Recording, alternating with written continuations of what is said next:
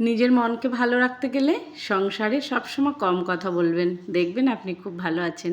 আর ভালো যদি থাকতেই হয় নিজের মনের সঙ্গে কথা বলুন, নিজের মনের সঙ্গে সময় কাটান, দেখবেন এই পৃথিবীতে আপনার থেকে সুখী মানুষ আর কেউ নেই। নমস্কার, সবাই কেমন আছেন? কাকলির সংসারের আরও একটি ব্লগে আমি আপনাদের সবাইকে স্বাগত জানিয়ে আজকের ব্লগটি শুরু করছি। চলুন সোজা চলে যাই কাকলির রান্নাঘরে। তৃষাঞ্জিতের তো স্কুল খুলে গেছে, ওর জন্যই আমাকে অনেক সকালে উঠতে হয়। ওকে টিফিন করে খাইয়ে ওকে রেডি করে স্কুলে পাঠিয়ে তারপরে আমি কাজে হাত দিই। তো সমস্ত কাজকর্ম আমার সারা হয়ে গেছে, তারপরে স্নান পুজো সব কমপ্লিট আমার। তারপরে চলে এসেছি সোজা রান্নাঘরে।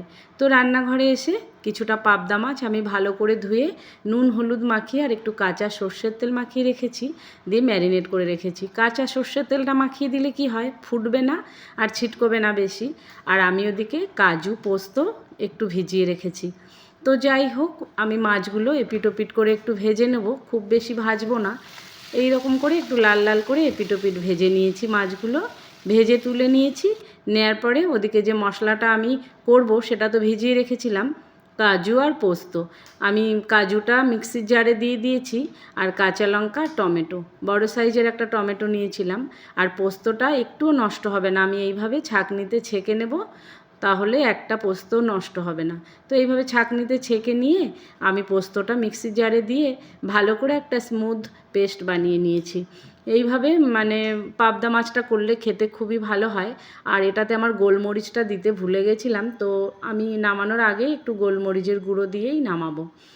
তো সর্ষের তেল আমি আবারও একটু দিয়ে ওর মধ্যে কালো জিরে ফোড়ন দিয়ে নুন হলুদ আর ওই যে বেটে রাখা স্মুথ পেস্টটা মশলার ওটা দিয়ে সুন্দর করে নাড়াচাড়া করতে থেকেছি যতক্ষণ না তেলটা ছেড়েছে।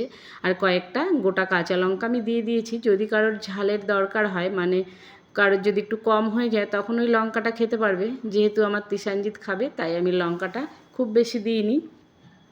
তারপরে উপর থেকে একটু আমি মশলাটা ভালো করে কষিয়ে গরম জল দিয়ে দিয়েছি, দিয়ে একটু ক্রাশ করা গোলমরিচের গুঁড়ো দিয়ে দিয়েছি, আর দিয়েছি একটু কাঁচা তেল।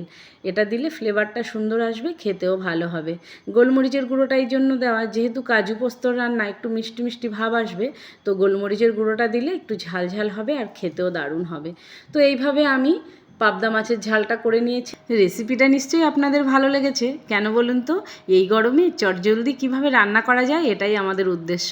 তো ওই জন্য তাড়াতাড়ি করে রান্না করে নিয়েছি। আর ছুটির দিন ছিল, সবাই স্নান করে বসেও পড়েছে খেতে, আমিও খাবারটা সার্ভ করে দিলাম। আজকে আমার দুপুরের মেনুতে ছিল কুমড়ো পাতা বাটা, লাউ চিংড়ি, ওলের ডাঁটা আলু দিয়ে চিংড়ি মাছের একটা রেসিপি, আর ছিল এই পাবদার ঝাল। তো পাবদার ঝালটা না দারুণ হয়েছিল। দেখুন কত বড় একটা ডিম হয়েছে, আর ডিমটা আমি একটু ভেঙে মুখে দিলাম, দারুণ লেগেছিল খেতে। তো সবাই মিলে আমরা এইভাবে দুপুরের খাবারটা খেয়ে নিলাম।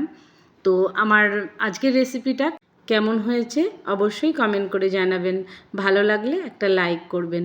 আর যা গরম পড়েছে, তাই সবাইকে বলবো এই গরমে সবাই সাবধানে থাকুন, সুস্থ থাকুন। দেখা হচ্ছে আরও একটি ব্লগে।